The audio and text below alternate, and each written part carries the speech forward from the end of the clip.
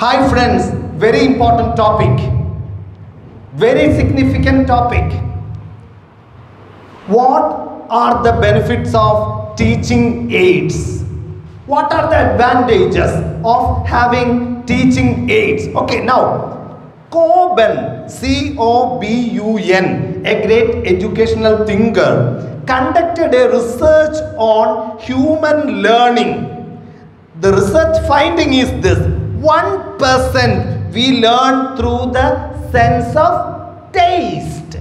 1% we learn through the sense of taste. 1.5 we learn through the sense of touch. 1.5 and 3.5 we learn through the sense of smell. That's important. Now 11% sense of hearing and 83% sense of sight. 83% sense of sight. So a teacher should have plenty of things to be shown in the classroom. Teacher should demonstrate things in the classroom. We have to use teaching aids with multicolored teaching aids can help the students register things faster and retain things for a longer duration of time. It also ensures immediate recall when the child thinks about writing the points during the exam time. So that is the insight of Coben. So all the teachers, all the creative teachers should have plenty of things to be shown to the students in the classroom. Now, Coben continued the research on memorizing. How people memorize. Coben conducted researches on memorizing. And the research finding is this: 10% of the material is retained if we are reading something. If we are reading something, only 10% is retained. Now, if we are hearing something, it doubles. 20% of things are retained when we hear it, when it is heard. Okay. Now, next one is 30% of things are retained when we see something. When we see something, 30% of things are retained. And when we hear and see something, for example, a speaking parrot maybe, or an engine that works, okay, hearing and seeing combined contributes to 50% of retention. If we see something and we hear it together, there is 50% of retention. And when we tell something, when we narrate something, how much do we retain? Around 70% we retain when we tell something. Now, 90% of the material is retained if we tell something and simultaneously do something. If we tell something and simultaneously do something, it is retained the maximum. It is retained the maximum. Once a teacher called a student and handed over a piece of paper and asked him to prepare a rectangle, a circle from the paper. Okay, then he prepared a circle like this. Okay, we are doing something and we are showing it. Okay, the child develops a circle. Okay, then the teacher calls another student and hands over a torn piece of paper. A torn piece of paper. A torn piece of paper, and asks the child to make a circle out of this. Okay, then the child cuts like this and develops a circle. Now we are doing something and we are telling something. such a thing will be retained 90% by the student. We are doing something and we are telling the story together, seeing and doing things and telling it. Then we retain it 90%. Dear friends, from a torn piece of paper,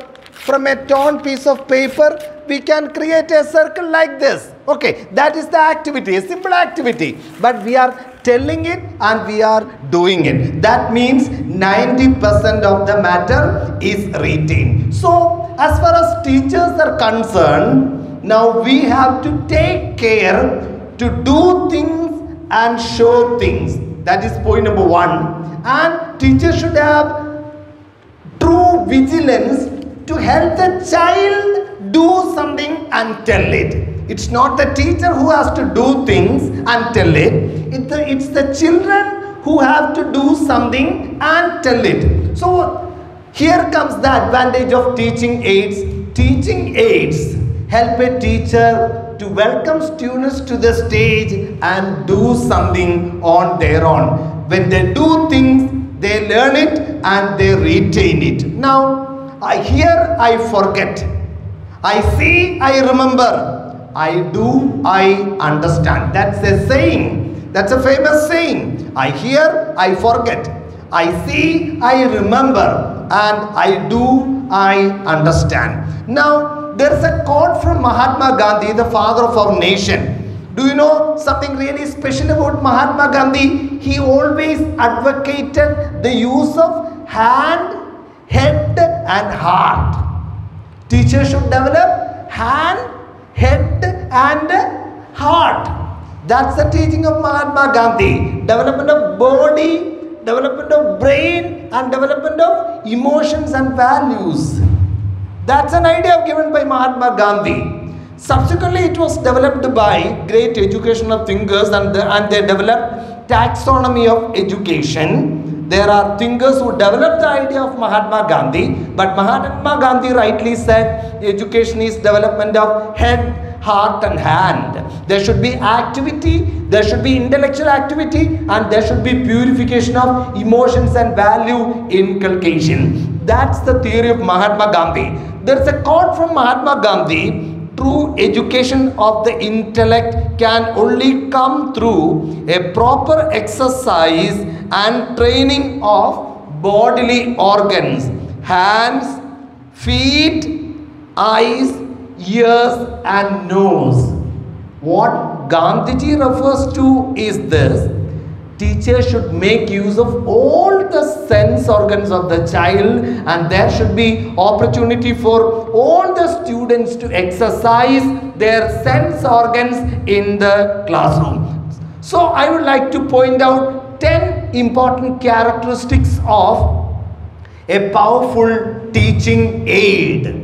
10 important characteristics. Let me list the characteristics. First one, it should be colorful. There should be as many colors as possible because a multi-colored chart or an object creates plenty of chemical changes in the brain of a child than a single colored teaching aid. Point number 2.